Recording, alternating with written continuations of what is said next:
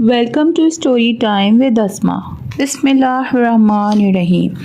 حضرت موسیٰ علیہ السلام کی دعا کا وسیلہ۔ ایک مسافر کا قصہ سنیں جو اپنی دعاؤں کے لیے وسیلہ ڈھونڈتا ہے اور کس طرح سہارا طلب کرتا ہے۔ موسیٰ علیہ السلام اللہ کے نبی ہیں۔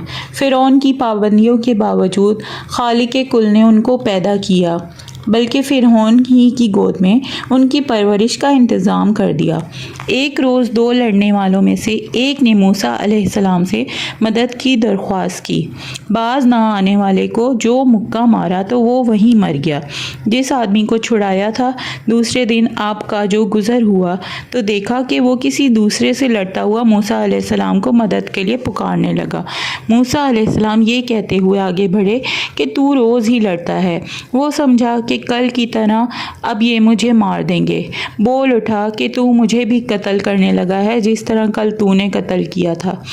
اس طرح قتل کا راز فاش ہو گیا۔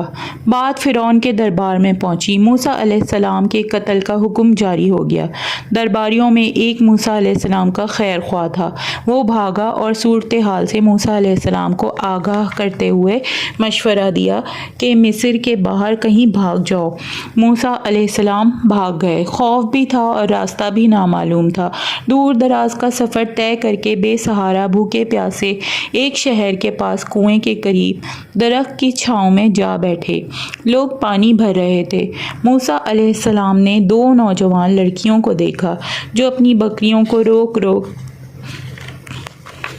کر رکھ رہی تھیں۔ موسیٰ علیہ السلام کو طرز آیا۔ قریب جا کر وجہ پوچھی تو انہوں نے اپنی مجبوری بتائی۔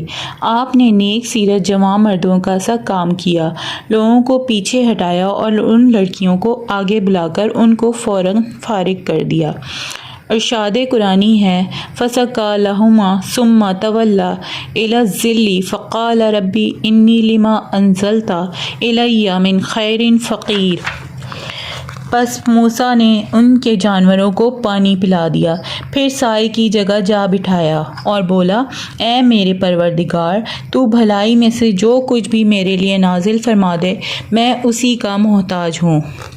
غور فرمائیں، وسیلے کے لیے دل سے جو بات نکلتی ہے اثر رکھتی ہے۔ دعا ہی خود اپنا وسیلہ ہے۔ نہ صرف ٹھکانہ ملا بلکہ بیوی بھی مل گئی، ایک بزرگ کی شفقت نصیب ہوئی اور سکون ملا۔ جزاک اللہ۔